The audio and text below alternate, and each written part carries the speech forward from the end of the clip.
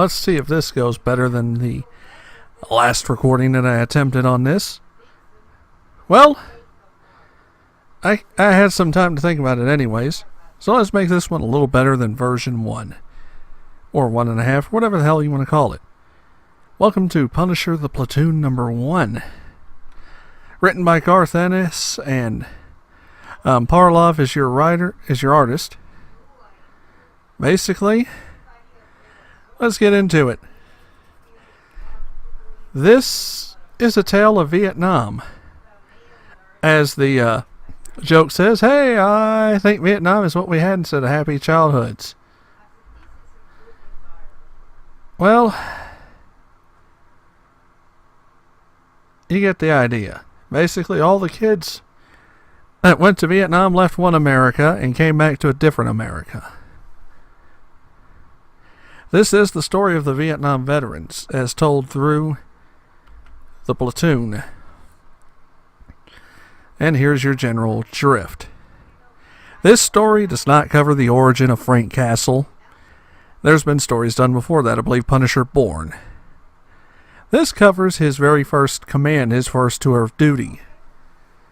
When he was a fresh-faced officer out of the Marine Corps Officer Candidate School. He was 4th Platoon Kilo Company, 3rd Battalion of the 26th Marine Regiment. And there's not very many great memories. As they say, they know the writer before, Michael Goodwin, who wrote Valley Forge, Valley Forge. As they said, some of the book was brutal. And as they said, it's kind of hard to write the entire Marine Fire Base Massacre without... You're going to see a lot of reflection on what happened during Frank Castle's first command. What? All of the Marines stay there out of a loyalty to, basically, they have a loyalty to Frank Castle.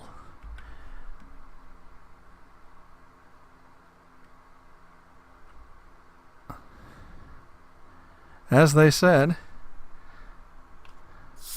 with a lot of veterans will say this, that America was actually never innocent. You get the idea.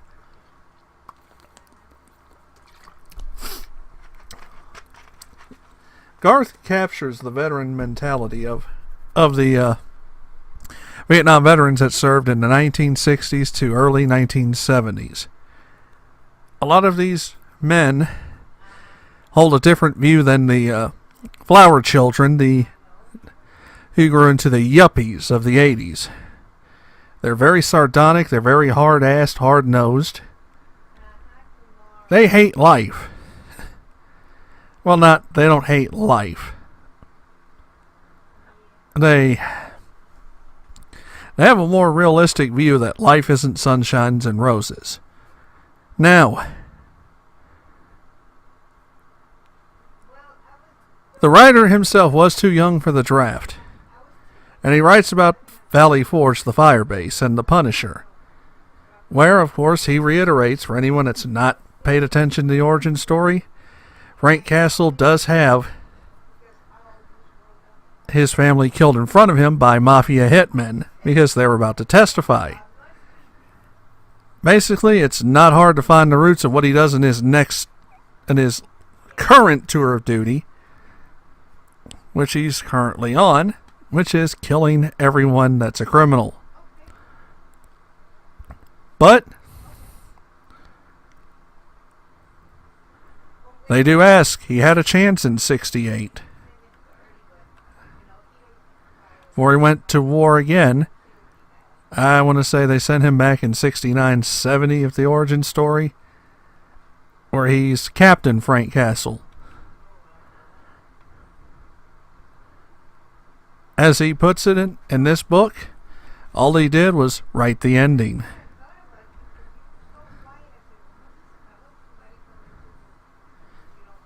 And he never actually wrote the story.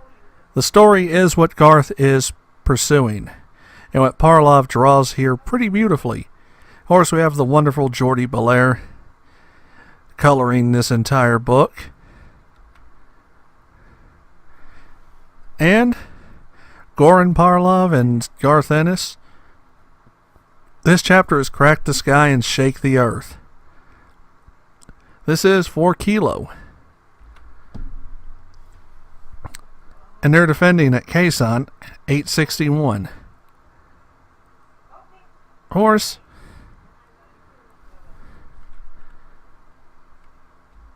Let's set the scene.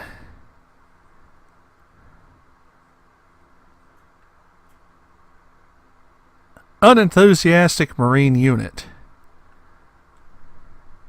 And look in those eyes. This was pre-Punisher, and Frank Castle already had the 1,000-yard stare. This is a sign of things to come. As they said, this is his first command. His first tour of duty. So let's get into the meat of it. I mean, Captain Cummings has admitted he loathes the book, but he's been panned for those reviews. Diversity in Comics loves this book. Feisty and I have discussed this book at length, and she loves some aspects of the book. She kind of sees where it's painful. My own father has seen a couple of pages of this book. He couldn't finish it. But in his humble opinion, Garth Ennis actually wrote the damn thing right, in his words. As he said, war is ugly, war is not pretty. There's young men out there that don't know anything. All they know is what command tells them.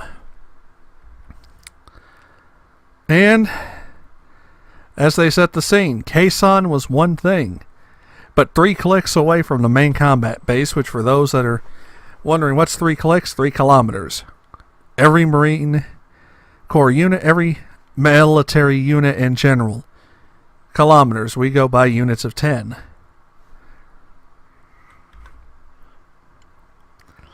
However, the gentleman noticed some things that didn't compute.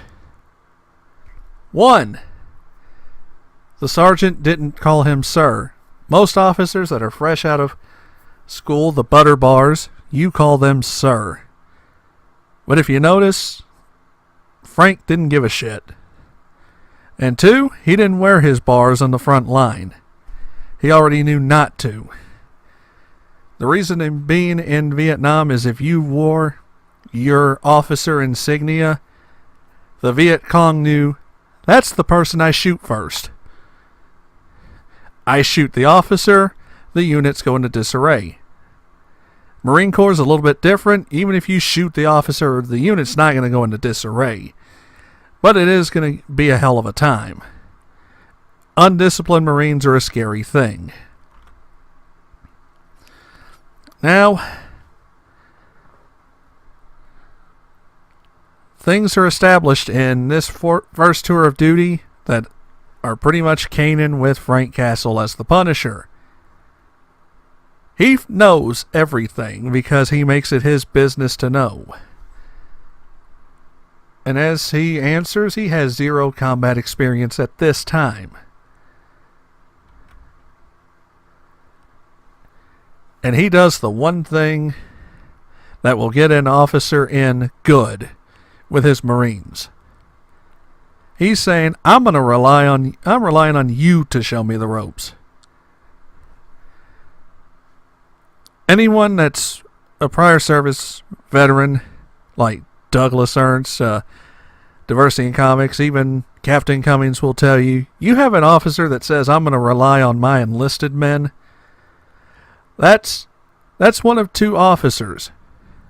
The officer really doesn't know what the hell he's doing and he's going to get you killed. Or that officer knows more than he thinks and he needs you to cover his ass and he'll cover your ass. As we've seen in the later books, Frank Castle is number 2. He is the officer that will cover your ass if he cover his. The gentleman, all these Marines are a bit stunned, but they're not stunned. And by the way, those are the four at the table.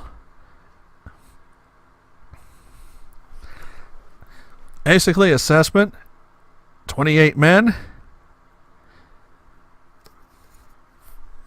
Third squad got folded into first and second because replacements aren't a priority. During the Johnson administration, replacements were few and far between. Equipment was substandard. The M16 was a piece of shit. So you've got Marines out here that are dying with substandard equipment. They're not getting any help. Khe Sahn was a fight of desperation. Now, to give you an idea what Frank's running into, the last lieutenant ended up with malaria, whined his way out of it. And here's where we leave you, dear listener, dear reader. This story is very dirty. It's very, very ugly. This whole book series is going to be very dirty and very ugly. But it does establish Frank's mentality when he was in Vietnam was kill or be killed. As George S. Patton, General of the Third Army, had stated, your duty as a patriot is to kill the other dumb son of a bitch that's willing to die for his own country. Yes, you're willing to die for your country too, but kill that other dumb son of a bitch that's so willing to die with you. In a nutshell, they don't sugarcoat it in this book. And people are like, why don't we see action or gore or gunfire? That's the other part of war. It's anticipation. It's waiting. You don't see a firefight every 20 seconds like in the movies. It's a whole lot of hurry up and wait. Hurry up and wait. Army, Marines, a lot of hurry up and wait. That's all you're doing. In the first book, there is not a lot of death, gore, violence. There's plenty of explosion. There might be a couple of guys that get a bullet through their head. But remember this aspect of war. Ennis is world building in this book. He's establishing what Khe Sahn is and what Khe Sahn isn't. What Khe Sahn is was a hill that was indefensible. An area around it was completely horrible. Which every Vietnam vet will agree that with that assessment, Khe Sahn Hill was a massacre pit. This book is setting up the scene that these guys are poorly equipped and not ready for this. None of these soldiers were. And it got a lot worse. However, this is issue 1. I do recommend you read it.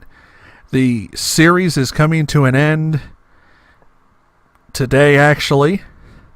Punisher 6 is out. That's the conclusion. We're going to go through all 6 of them. But I thank you for watching this video. I thank you for listening. Got some links below. Want to be my patron?